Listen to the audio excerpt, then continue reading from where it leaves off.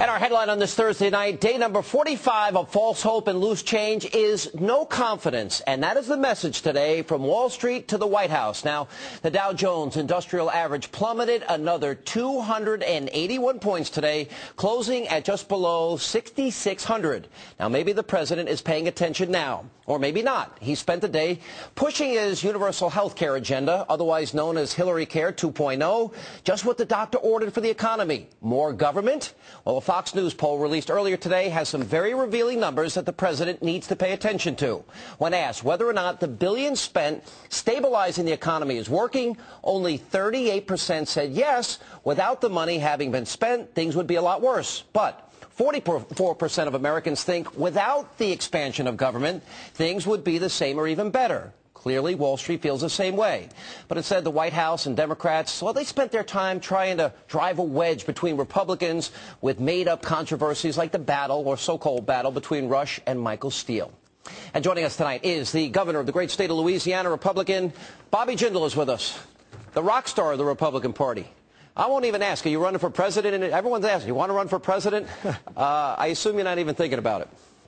Well, Sean, first of all, thank you for having me. I'm running for re-election in 2011. We've got a lot of work to do right here in Louisiana. All right. Look, this is now serious. Everyone sees that they're losing a lot of money in the stock market. We're headed now to 5,000. If we go back to May of last year, we were at 13,000 plus. These are people's retirement. This is serious. Why do you think Wall Street is reacting this way to almost everything that the president is doing? Well, the market's looking for predictability. They're looking for a plan. It seems like almost every day there's another bailout. They're spending trillions of dollars like they can print this money for free. You know, you start with the stimulus, nearly $1 trillion spending bill, the largest spending bill passed by Congress. You look at $1 billion for the census, $300 million for new government cars, $50 million for the National Endowment for Arts. How is this temporary? How is this targeted? Then they followed up with a $410 billion domestic spending bill, an 8% increase. It's got thousands of earmarks, 8,500 and 9,000 earmarks, despite a campaign promise to get rid of earmarks. And then they followed up with a $3.6 trillion budget for next year. Sean, if you believe every one of the administration's assumptions, let's just assume that all these temporary programs are really temporary. Let's assume the economy rebounds in the second half of this year. Let's assume that we're not spending all that money on overseas military conflicts. Let's assume all of that were true. They still predict annual deficits of over $500 billion. The market knows that that's not free. The market knows we can't continue to raise taxes, borrow money. The market knows we can't borrow from our children and our grandchildren to increase government spending today. They want predictability. They want a plan. They're not getting that. They're not getting that leadership from Washington. Governor, I can't say it any better than you just did, or with the passion that you just said it, and I want to ask you more specifics about it. But we're back to the tactic of fear. Now, the president's out there. We had a $634 billion laid down as what he calls a down payment on nationalized health care. He's out there selling it today, and he's back to fear tactics. Let's roll the tape. The cost of health care now causes a bankruptcy in America every 30 seconds. By the end of the year, it could cause 1.5 million Americans to lose their homes. Wait, the cost of health care now causes a bankruptcy in America every 30 seconds? Where did this statistic come from, Governor? Because I don't believe it. You even have, and I won't name networks, you even have another network going online and debunking this number, this outdated study. But let's go to the basic point here. As conservatives, we absolutely agree that Americans should be able to afford high-quality health care.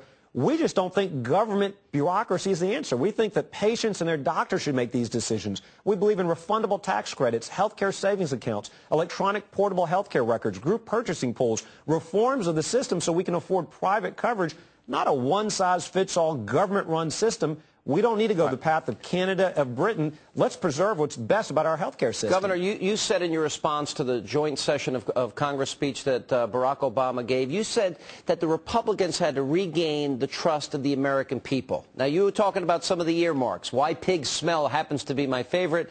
Why, I don't know, because it's just another bridge to...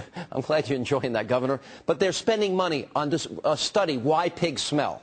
But my question is, 40% of these earmarks are going to Republicans. Why would they ever not take this mantle of fiscal responsibility and run with it, especially in light of the last two election results? It's a great opportunity. I was disappointed. You saw quite a few Republicans vote in the Senate to strip these earmarks. Not enough. You know, quite frankly, in our state, we've shown what can work. I line item vetoed over 250 earmarks in my first budget. That was twice what previous governors had done in the last 12 years combined.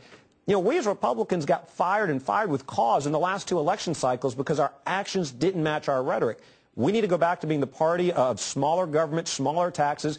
We need to present a real contrast with the president, showing that we believe the best way to restore our economy is to get the private sector growing and hiring again. You do that with less regulations, with targeted tax cuts, lowering the capital gains, lowering the permanent income tax rates. You don't do that by trying to copy the other party. We'll never beat them. We'll never outspend them. Let's stop trying. Governor, you're singing the Hannity tune here. I mean, I love to hear it. I wish more Republicans shared these values because I think that will also result in electoral success for them.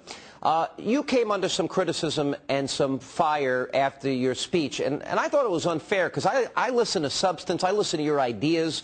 You didn't have 900 people clapping and cheering and standing or booing at every remark that you made, and so you didn't have the theater that Barack Obama did.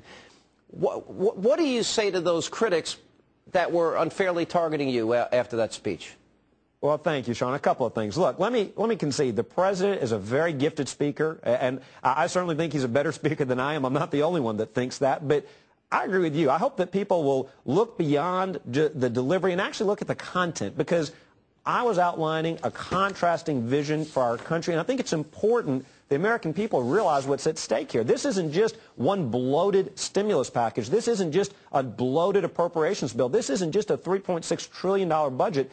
This is a real philosophical debate about how do we move our country forward. One side agrees with government spending and expansion. We believe in growing the private sector. It's as simple as that. Governor, I know I'm not supposed to ask. You're 37 years old? I am indeed.